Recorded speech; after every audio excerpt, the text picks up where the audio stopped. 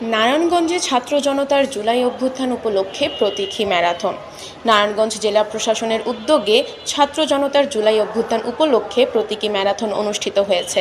শুক্রবার সকালে নারায়ণগঞ্জ জেলা প্রশাসনের উদ্যোগে যুব ও ক্রীড়া মন্ত্রণালয়ের আয়োজনে ছাত্র জনতার জুলাই অভ্যুত্থান উপলক্ষে প্রতীকী ম্যারাথন অনুষ্ঠিত হয়। জেলা প্রশাসকের কার্যালয়ের সামনে থেকে বেলুন উড়িয়ে প্রতীকী ম্যারাথন উদ্বোধন করেন নারায়ণগঞ্জ জেলা প্রশাসক মোহাম্মদ জাহিদুল ইসলাম মিয়া। নারায়ণগঞ্জের হাজীগঞ্জে নির্মিত জুলাই অভ্যুত্থান শহীদ স্মৃতিস্তম্ভে গিয়ে প্রতীকী ম্যারাথন শেষ হয়। জুলাই শহীদ পরিবারের সদস্যদের ও ম্যারাথনে বিজয়ীদের মেডেল পরিয়ে দেওয়া হয়।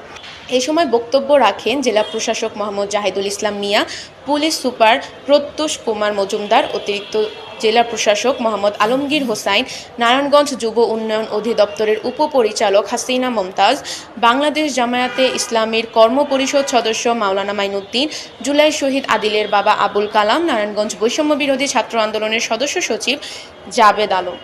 অনুষ্ঠান পরিচালনা করেন নারায়ণগঞ্জ কলেজের শিক্ষক আরিফ মিহির। জেলা প্রশাসক মোহাম্মদ জাহিদুল ইসলাম মিয়া সাধারণত ম্যারাথন প্রতিযোগিতার গুরুত্ব, খেলোয়াড়দের উৎসাহ এবং সুস্থ জীবনযাপনের আহ্বান জানিয়ে বক্তব্য রাখেন। জেলা প্রশাসক ম্যারাথন প্রতিযোগিতার গুরুত্ব এবং সমাজের উপরের ইতিবাচক প্রভাবটি তুলে ধরেন। তিনি বলেন যে এই ধরনের ম্যারাথন মানুষের মধ্যে সুস্থ জীবনযাপন এবং শারীরিক কার্যকলাপের গুরুত্ব বাড়ায়। তিনি প্রতিযোগিতায় অংশগ্রহণকারী খেলোয়াড়দের উৎসাহিত করেন এবং তাদের কঠোর পরিশ্রম ও আত্মবিশ্বাসের প্রশংসাও করেন। জেলা প্রশাসক মোহাম্মদ জাহিদুল ইসলাম মিয়া আরও বলেন, জুলাই শহীদদের স্বপ্ন বৈষম্যহীন, দুর্নীতি ও স্বৈরাচার মুক্ত এক নতুন বাংলাদেশ গড়তে সবাইকে ঐক্যবদ্ধ হতে হবে।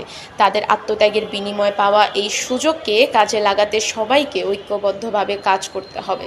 জুলাইয়ের চেতনাকে ধারণ করে নতুন বাংলাদেশের পথে দৃপ্ত পদভারে একযোগে সবাই আমরা এগিয়ে যাব।